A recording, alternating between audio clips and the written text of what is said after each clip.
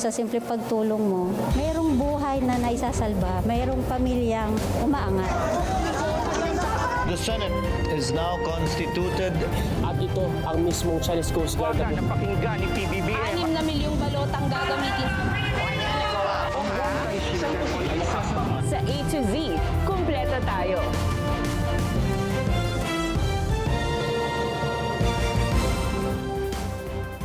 Luzon, Visayas, Mindanao at buong mundo. Ngayon ay Huwebes, May 7, 2026.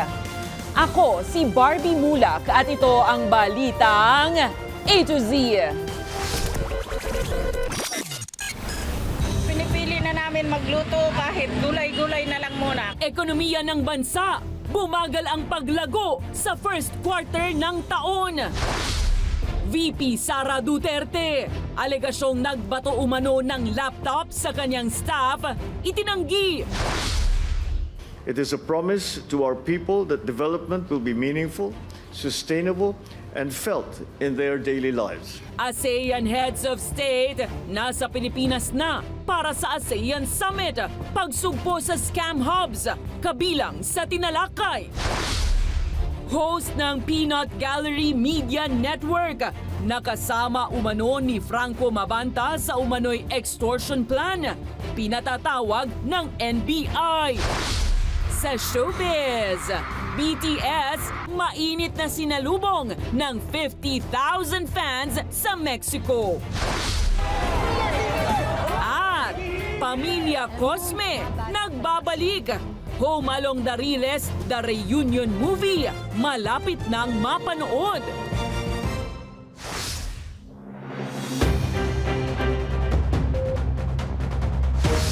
Magandang gabi, pambungad sa ating newscast. Bumilis ang inflation rate nitong Abril, pero ang gross domestic product o paglago ng ekonomiya mas mababa sa naitalang growth rate noong fourth quarter ng 2025. Ang mga sanhi ng pagtumal ng GDP, alamin sa balitang A to Z ni Naomi Almohano. Aminado si Nanay Marina na nitong mga nakaraang buwan, bagamat hindi nawawala ng customer ng kanyang karinderya, hindi pa rin sumasapat ang kita. Sa nagtataas ang presyo ba naman aniya ng mga bilihin, gayon din ang produktong petrolyo, kadalasan lugi ang negosyo. Pinipili na namin magluto kahit gulay-gulay na lang muna kasi sobrang mahal ng isda, sobrang mahal ng baboy. Hindi tulad ng kilo-kilo ang binibili ko dati, pero ngayon unti-unti lang. Nagagalaw niya na rin aniya ang ipon noong 2024 kung saan malakas pa ang kanyang kita. Kung bumili sa 7.2% ang inflation rate o pagtaas ng presyo ng mga produkto at serbisyo sa bansa nitong Abril, bumagal naman sa 2.8% ang 2026 first quarter gross domestic product o ang kabuuang halaga ng lahat ng produkto at serbisyo na ginawa sa bansa, ayon yan sa Philippine Statistics Authority. Mas mababa ito sa 3% GDP noong huling quarter ng 2025 at pinakamababa sa nakalipas na 5 taon.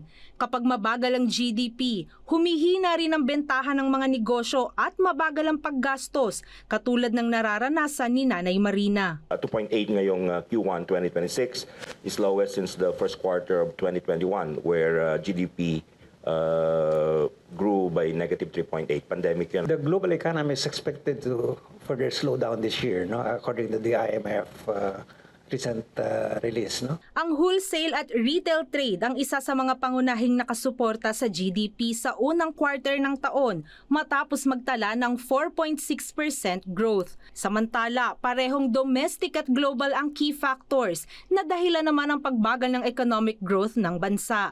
Kabilang dyan ang issue ng flood control corruption at epekto ng sigalot sa Middle East. The lingering effects of the flood control corruption controversy weighed on consumer sentiment and business and investment confidence. The conflict in the Middle East, which escalated toward the end of February, triggered higher global oil prices and renewed supply chain pressures, creating additional risk for oil importing economies Kabilang din sa mga factor na ito ang delay sa pagpasa at release ng 2026 national budget na nagpabagal umano sa rollout ng mga kritikal na programa ng gobyerno. Pinaghahandaan na rin nila ang magiging epekto ng El Nino lalo na sa sektor ng agrikultura. Nagsimula na rin magtaas muli ng interest rates ang Bangko Sentral na maaaring lalo pang magpabagal sa paglago ng ekonomiya. Para sa Balitang A to Z, Naomi Almohano. Sumampa sa pinakamataas na halaga ang pambansang utang ng Pilipinas matapos umabot sa 18.49 trillion pesos nitong katapusan ng Marso ayon sa Bureau of Treasury. Mas mataas ito ng mahigit 328 billion pesos o 1.8% kung ikukumpara noong Pebrero. Ayon sa pamahalaan, isa sa malaking dahilan ng pagtaas ay ang paghina ng halaga ng piso kontra US dollar na nagpalaki sa halaga ng mga utang labas ng bansa. Lumobo naman sa mahigit 12 trillion pesos ang domestic debt o yung mga utang dito sa loob ng bansa dahil sa patuloy na paghihiram ng pamahalaan sa lokal na merkado para pondohan ang national budget. Samantala, mas malaki naman ang itinaas na panlabas na utang na umabot sa halos 6 trillion pesos o halos 5% sa unang quarter ng taon. Kung susumahin naman, pagbabayari ng bawat Pilipino, lalabas na nasa 164,000 pesos ang lumalabas na utang ng bawat isa.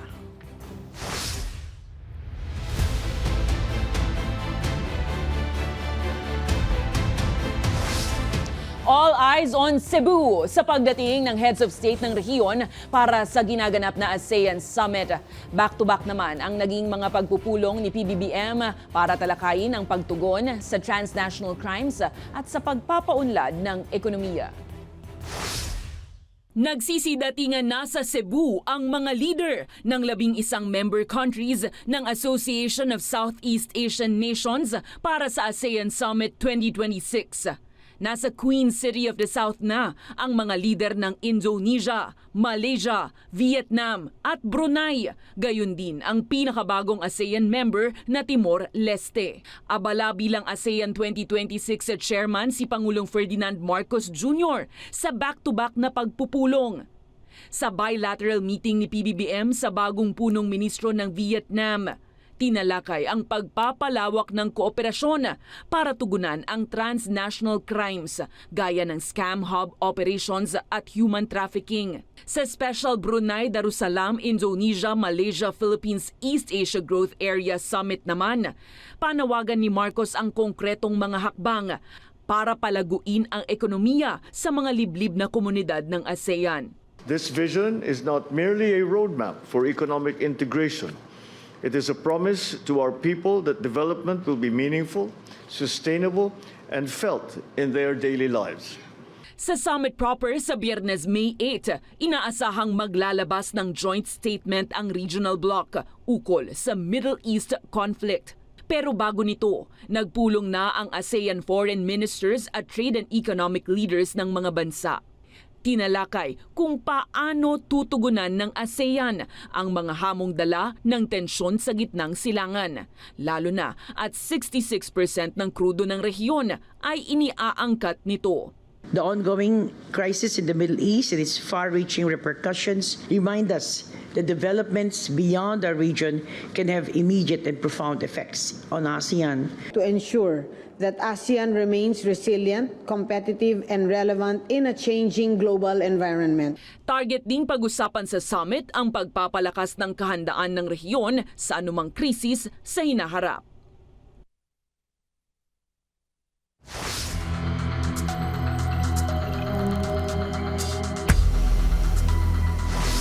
Nasasailalim na sa state of calamity ang 8 lugar sa Albay dahil sa patuloy na pag-aalboroto ng Bulkang Mayon. Kabilang sa mga apektadong lugar ang mga lungsod ng Tabaco, Legazpi at Ligao, gayon din ang mga bayan ng Kamalig, Malilipot, Santo Domingo, Daraga at Ginobatan. Ayon sa provincial government, layunin ng deklarasyon na mapabilis ang pagbibigay ng tulong at rehabilitasyon sa mga apektadong residente. Samantala, tinatayang mahigit 7 milyong piso na ang pinsala sa agrikultura dahil sa makapal na ashfall na tumama sa Karatig Bayan malapit sa bulkan. Nasa mahigit 43,000 na pamilya naman o halos 120,000 na individual ang apektado ng abo, habang nananatili naman ang mahigpit na pagbabawal sa pagpasok sa loob ng 6-kilometer permanent danger zone. Nasa alert level 3 pa rin ang Bulkang Mayon.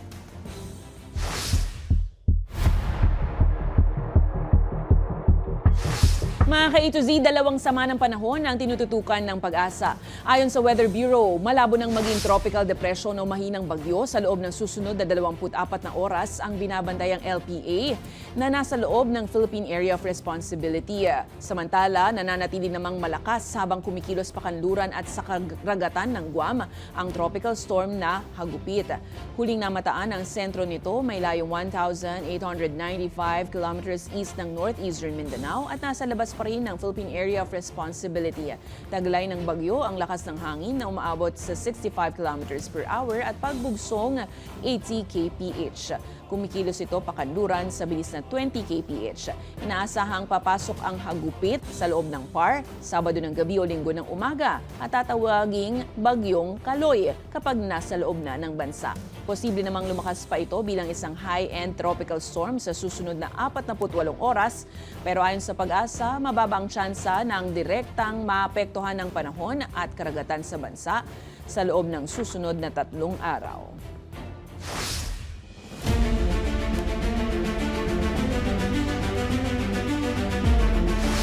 Ibinasura ng Quezon City Regional Trial Court Branch 81 ang petisyon ni Attorney Manasseh Manscarpio na naglalayong ipatigil ang impeachment proceedings laban sa kanyang asawang si Vice President Sara Duterte dahil sa umano'y lack of jurisdiction. Tinanggihan din ng korte ang hinihiling ni Carpio na writ of preliminary injunction laban kina Speaker Faustino Boji D. III, House Justice Committee Chairperson at Batangas Congresswoman Jervil Reyes Luistro at BIR Commissioner Charlito Martin Mendoza. Sa 5 pahinang order na may petsang May 6 at nilagdaan ni Presiding Judge Madonna Echeverry, ibinasura ng korte ang petisyon ni Carpio dahil nga sa kawalan ng jurisdiksyon. Formal nang naisumite nitong Miyerkules ang report ng House Committee on Justice, kalakip ang articles of impeachment laban kay VP Sara Duterte. Kinokonsidera naman ni Congressman Leila de Lima ang posibilidad na maging isa sa mga taga-usig o prosecutor laban sa Vice Presidente kung matutuloy ang paglilitis. Alamin sa balitang A-to-Z ni Kim Salinas. I will seriously consider that. Ito ang tugon ni mamamayang Liberal Representative Leila de Lima sa usap-usapang isa siya sa magiging miyembro ng House Prosecution Panel oras na matuloy ang impeachment trial laban kay Vice President Sara Duterte. Pero sa ngayon, aniya, kailangang mailatag ito ng maayos sa plenaryo ng Kamara. Confident po kami. They will be having the numbers or will be getting the numbers pagdating sa plenary. Malakas yung articles of impeachment. Kasi naman it's based on evidence, it's based on documents, it's based on official reports and official findings, testimonies. At hindi ito mga haka-haka. Pinabulaanan ng mambabatas ang usaping paghihiganti ito sa mga Duterte. Hindi po ako ganon. I'm doing it all for the sake of truth, justice, and accountability. Hindi wala po yung usapin na yan about revenge or vengeance na ginawa sa akin noon. Nitong Miyerkules, May 6, formal nang isinumente sa plenaryo ang Committee Report number 261 na naglalaman ng 4 na articles of impeachment laban sa Vice Presidente. Ayon kay Bicol Saro Representative Terry Ridon na Vice Chairperson din ng House Committee on Justice, suportado ng 215 kongresista ang impeachment batay sa kanilang konsultasyon. Mula ho nung nagdaang pagdinig, no? Kung saan nakita ho natin yung billions upon billions, 6.77 billion po, na gumalaw po sa mga bangko ng mag-asawang Duterte Carpio. Tingin ko, malaking bilang po ng mga kinatawan, kumbinsidong-kumbinsido, na meron po nga basis to impeach the Vice President. Inaasahang gagawin sa susunod na linggo ang botohan sa plenaryo. Kailangang makakuha ng botong hindi bababa sa 1/3 ng kabuoang miyembro ng Kamara o 106 na kongresista upang ma-impeach ang Vice Presidente at maiakyat ang kaso sa paglilitis sa Senado. Para sa Balitang A to Z, Kim Salinas. Itinanggi ni Vice President Sara Duterte ang kumakalat na usap-usapan online na naghagis umano siya ng laptop sa kanyang katrabaho. Tinutukoy ng naturang usap-usapan ng umano'y pagbato niya ng laptop kay Attorney Michael Poa na siyang tagapagsalita ng kanyang impeachment defense team. Ayon kay VP Sara, bahagi lang ito ng disinformation na ipinapakalat ng kanyang mga umano'y kaaway sa politika. Anya, basura lang ang issue at walang makukuhang benepisyo rito. Giit pa ni Duterte, hindi siya marunong gumamit ng laptop, maliban na lang sa video conferencing. Never in the history sa aking trabaho ako nagtapon ng laptop sa isang colleague or sa isang empleyado or sa isang abogado. Tinatanong nyo bakit private yung laptop ko, hindi ma-afford ng gobyerno yung gusto ko na laptop. So nagpabili ako ng laptop, sabi ng mga tao sa gobyerno, hindi daw nila ma-afford yung laptop ko. So bumili ako sarili ko. Hindi ako nagtatapon ng gamit, kahit anong gamit sa ibang tao.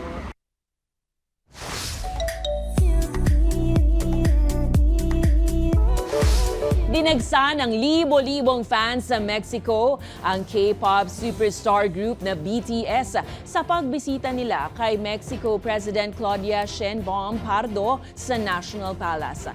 Ayon sa Mexican President, naging payak ang seremonya pero aabot naman sa mahigit 50,000 armies o fans ang mainit na sumalubong sa BTS sa Zocalo.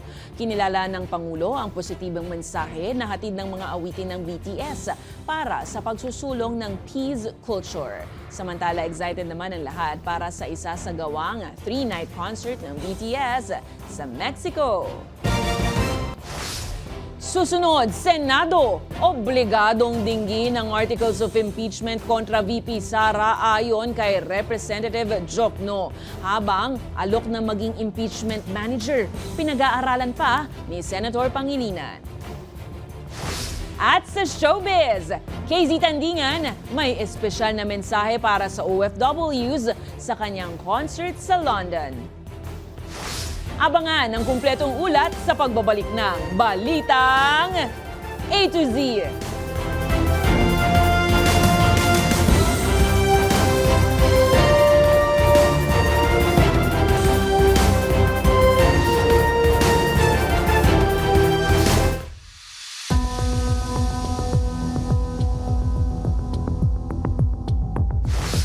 Iginiit ng tagapagsalita ni dating House Speaker Martin Romualdez na si Attorney Elaine Atienza na binabaluktot umano ng Peanut Gallery Media Network o PGMN ang issue kaugnay sa pag-aresto sa founder nitong si Franco Mabanta. Ayon kay Atienza, hindi tungkol sa malayang pamamahayag o pagpuna sa gobyerno ang issue, lalo't may hinihinging pera kapalit ng pananahimik. Giit niya, ginawa lang ni Romualdez ang dapat gawin, katulad ng sinumang nakararanas ng kaparehong sitwasyon. Kaya iniulat niya ito sa mga otoridad dahilan para kumilos naman ng NBI. Dagdag ni Atienza, sinisira ni Mabanta ang imahe ng mga journalist sa bansa at maituturing krimen ang pangingikil. Samantala, nanindigan naman ang kaalyado ni Romualdez na si Tingog Party List Representative Jude Asidre na hindi umano galing kay Romualdez ang pera kundi sa NBI at parte umano ng operasyon ang pagbigay para maaksyonan ito. Ikinababahala na rin ng mambabatas ang paglalabas ng fake news para masiraan ang isang politiko. I delivered a privileged speech with expressing concern over this growing use of social media to fuel or to instigate, inflame political hatred. And I think hindi naman siguro sa sinasadya, what happened yesterday seems to confirm the level or how low we have sunk in terms of the use of social media in shaping political discourse. Samantala, ipatatawag ng National Bureau of Investigation ang host ng Peanut Gallery Media Network na si CJ Hero dahil sa posibleng kaugnayan nito sa sinasabing tangkang pangingikil kay ex-House Speaker Martin Romualdez. Ayon kay NBI Director Melvin Matibag, itinuturing na person of interest ang digital media host dahil nakalista ang kanyang pangalan sa reklamong inihain ng kampo ni Romualdez. Nag-apply na rin ang ahensya ng cyber warrant para silipin ang mga gadgets ng iba pang individual mula PGMN para alamin kung may iba pa bang na biktima o target biktimahin ang naturang online content company. Miyerkules ng gabi, sumailalim na sa inquest proceedings si PGMN founder Franco Mabanta at kanyang mga kasamahan sa alegasyon ng robbery, extortion. Depensa ni Mabanta na set up lang umano siya.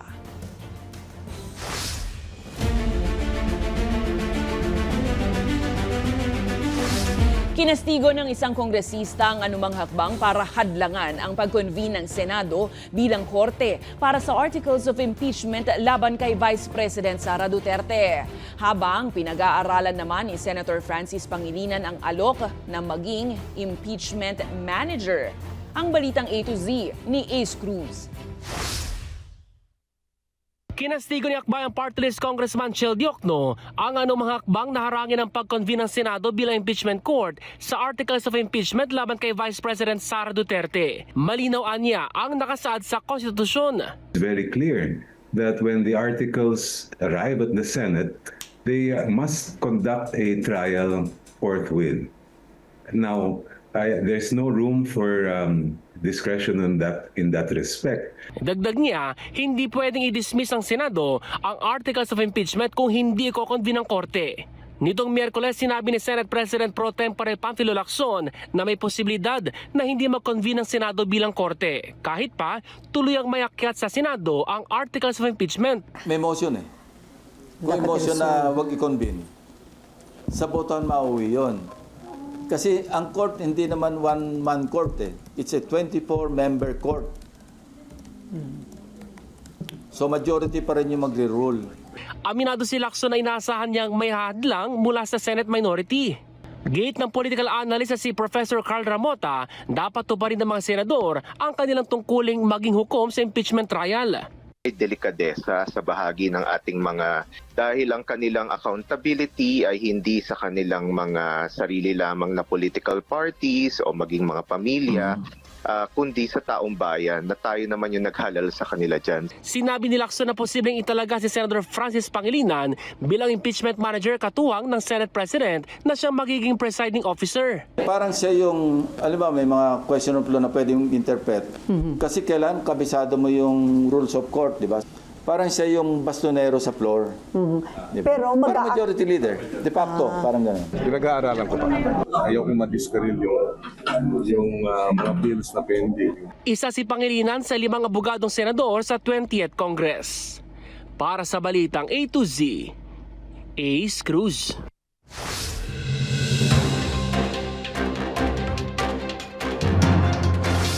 Ligtas ang lahat ng 38 Filipino crew ng MV Hondius at walang sinuman sa kanila ang tinamaan ng virus. Ayon kay Migrant Workers Secretary Hans Kakdak, nasa karagatan na malapit sa kanluran ng West Africa ang barko. Patuloy namang minomonitor ng ahensya ang kalagayan ng mga Pinoy na sakay ng naturang barko.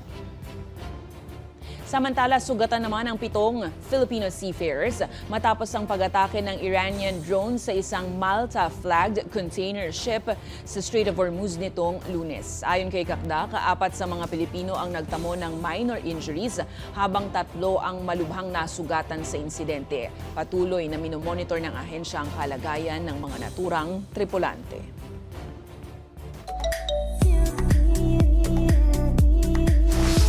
Nagbigay ng nakakaantig na mensahe ang kapamilya singer na si KZ Tandingan para sa mga OFW sa kanyang performance sa London, UK. Bukod sa pasasalamat sa walang sawang suporta ng mga Pinoy na nasa ibang bansa, pinuri ni KZ ang sakripisyo at tapang ng mga OFW na patuloy na nagsusumika para sa kanilang mga pamilya. Dumalo rin sa nasabing event ang ilang Pinoy talents, kabilang na si Rachel Ann Go at ang Britain's Got Talent Golden Buzzer recipient recipient na si Mati Hunyosa. Umani naman ang papuri online ang mensahe ni KZ sa concert at ang pagsasama-sama ng mga Pinoy sa international events.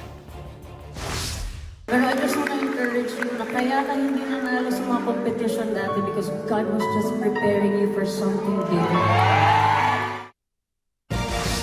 Sa aming pagbabalik, 90s, taas ang kamay, Home Along the Riles the Reunion, may comeback movie ngayong Hunyo. Susunod na yan, dito lang sa Balitang A to Z.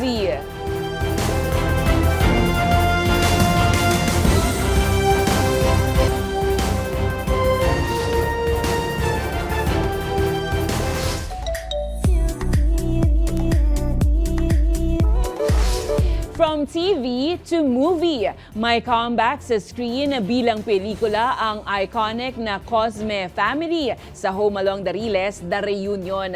Original na sitcom ang Home Along the Riles na pinalabas sa ABS-CBN taong 1992 hanggang 2003 na tumatalakay sa buhay ng Cosme family na naninirahan sa tabi ng riles ng tren. Sa kalalabas lang na teaser, makikita ang pagbagsak ng buhay ng pamilya matapos ang pagpanaw ng kanilang ama na si Kevin Cosme na ginampanan ng yumaong comedy king na si Dolphy. Bumida sa teaser ang pagbibigay buhay ni Azon na ginampanan ni Nova Villa na nagdaramdam sa kawalan ng kanilang ama. Bumalik din sa pelikula ang ilang miyembro ng cast kabilang sina Claudine Barreto, Gio Alvarez, Vandolph, Smokey Manaloto, Boy Two Kidzon, Maybelline de la Cruz at Dang Cruz. Maraming fans naman ang natuwa at excited na sa teaser. Ipalalabas sa mga sinehan nationwide ang Home Along the Riles The Reunion simula June 17.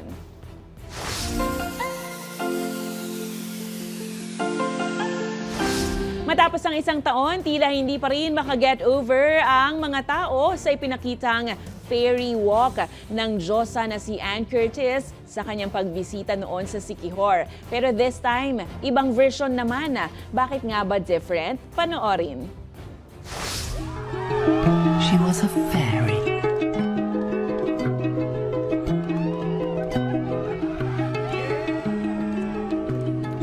She was a fairy.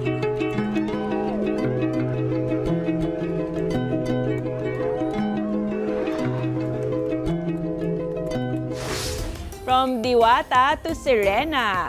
Kung kayo po ay may kwentong kakaiba, mga kwento ng pag-ibig o storya ng inspirasyon at pag-asa, maaari itong ibahagi. Sumali sa ating Facebook group na Balitang A to Z, panoorin ang replay ng ating programa at sundan ang ating social media pages. Hanapin ang Balitang A to Z.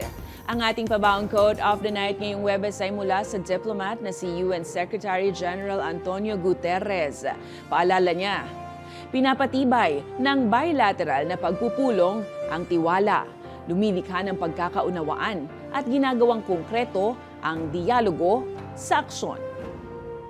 At yan po ang mga balita at impormasyon, mga kwentong may dalang inspirasyon na tinutukan ng Balitang A to Z. Ako si Barbie Mulak, maging maalam, makialam. Magandang gabi sa iyo, Pilipinas.